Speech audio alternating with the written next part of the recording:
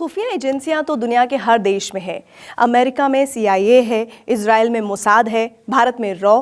लेकिन रूस के राष्ट्रपति पुतिन पर ही ये आरोप क्यों लगता है कि वो FSB के एजेंट्स के जरिए अपने विरोधियों की हत्या करवा रहे हैं?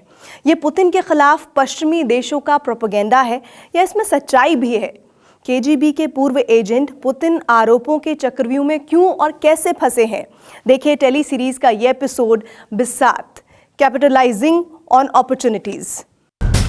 9 नवंबर 1989, ड्रेसडेन, जर्मनी। पूर्वी जर्मनी का ड्रेसडेन शहर बर्लिन की दीवार के साथ पूर्वी जर्मनी में सोवियत संघ की शह पर चलने वाली कम्युनिस्ट सरकार भी ढह चुकी थी। ड्रेसडेन में KGB विला के नाम से मशहूर सोवियत संघ के फील्ड हेडक्वार्टर के बाहर कम्युनिस्ट विरोधी भीड़ बेकाबू होती जा रही थी।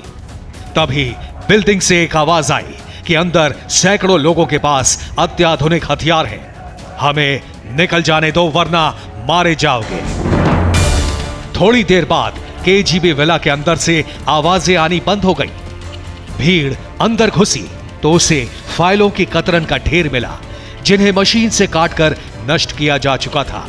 कई साल बाद पता चला कि उन सीक्रेट फाइलों को नष्ट करने का कारनामा KGB के एजेंट व्लादिमीर पुतिन ने किया था। भीड़ को रोकने के लिए KGB विला में हथियारबंद एजेंट्स के मौजूद होने का ब्लफ भी पुतिन का ही आइडिया था। पूर्वी जर्मनी से निकलने से पहले उन्होंने सोवियत संघ के वो तमाम राज खत्म कर दिए जो अगर जर्मनी की सरकार के हाथ लगते तो KGB का नेटवर्क भी बेनकाब हो सकता था।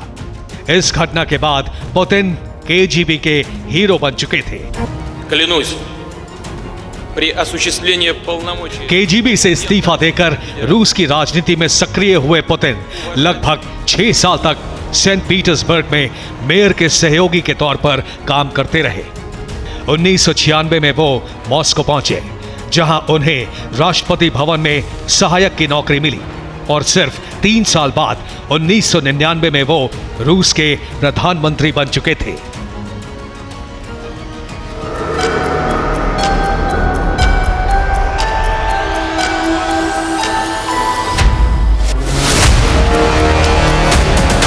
जानकार मानते हैं कि राजनीति में पुतिन की कामयाबी के पीछे KGB एजेंट के तौर पर उनकी नेटवर्किंग का ही बड़ा रोल था। लेकिन असली खेल इसके बाद शुरू हुआ।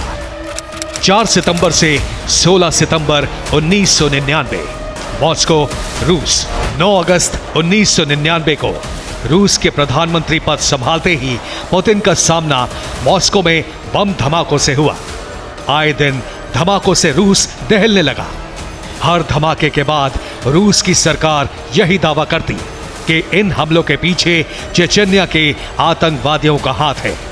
तत्कालीन प्रधानमंत्री व्लादिमीर पुतिन ने कसम खा ली कि वो बेगुनाहों की जान लेने वाले वहशी जानवरों को बख्शेंगे नहीं। 13 सितंबर 1999, मॉस्को, रूस। चेचन्या में विद्रोह 1991 से ही चल रहा था, लेकिन पुतिन के पावर में आते ही चेचन्या के उग्रवादी गुटों ने अचानक मॉस्को पर हमले क्यों किए, ये सवाल सबको परेशान कर रहा था।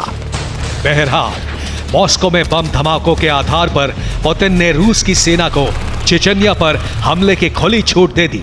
इस हमले में पुतिन को साथ मिला चेचन्या के कमांडर रमजान कादिरोव का।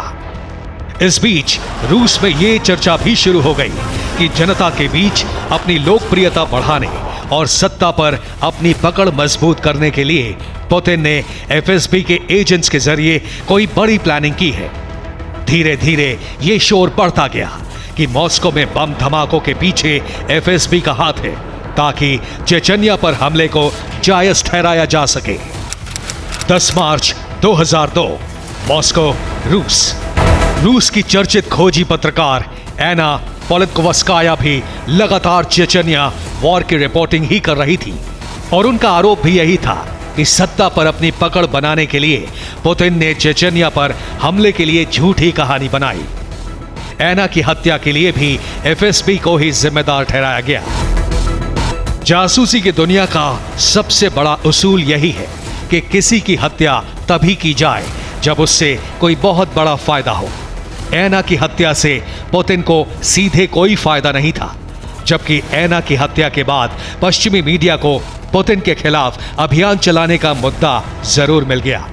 ऐसे में यह सवाल भी खड़ा हुआ कि कहीं ऐना की हत्या के पीछे किसी दूसरे देश की खुफिया एजेंसी का हाथ तो नहीं है, या फिर हो सकता है कि राष्ट्रपति पुतिन को बदनाम करने के लिए, तानाशाह की तरह पेश करने के लिए एफएसबी के ही किसी डबल एजेंट से यह काम करवाया गया हो।